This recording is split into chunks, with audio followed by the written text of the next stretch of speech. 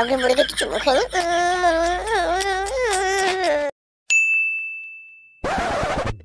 সকালবেলা উঠতে হলে বলতে হয় মর্নিং, আর দুপুর বেলায় নুন। সকালবেলায় উঠতে হলে বলতে হয় মর্নিং, আর দুপুর বেলায় নুন। আজকে আমি তোমাদের শোনাবো শোভন বৈশাখীর হানিমুন।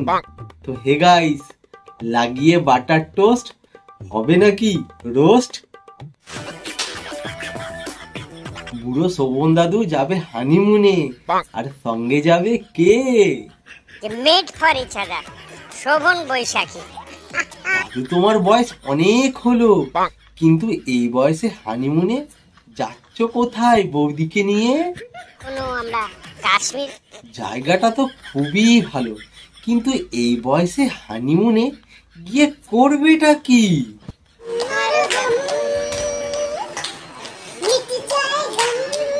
এই বয়সে দম দিলে হবেটা কি জানো দাদু? দাদু তুমি ঠিক বলেছো, কিন্তু আমার মনে একটা প্রশ্ন জাগে, হানিমুনে গিয়ে তুমি করবেটা কি আগে?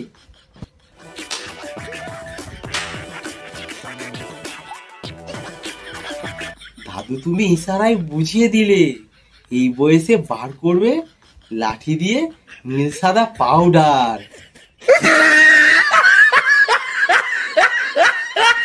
বয়স তো তোমার অনেক হলো, বেরোচ্ছে আবার নীল সাদা পাউডার। নিজেকে কি মনে করো তুমি? আমি সাজ ঘরের রাজা। তুমি যদি রাজা হও, বৈশাখী বৌদি হবেটা তোমার কে?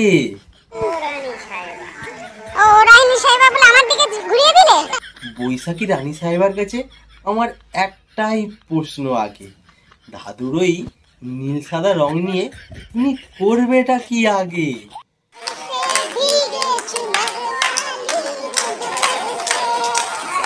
তো বন্ধুরা, দাদু আর বৌদির এইরকম ভিডিও যদি আরো দেখতে চাও, একটা লাইক দিয়ে সাপোর্ট করে যাও।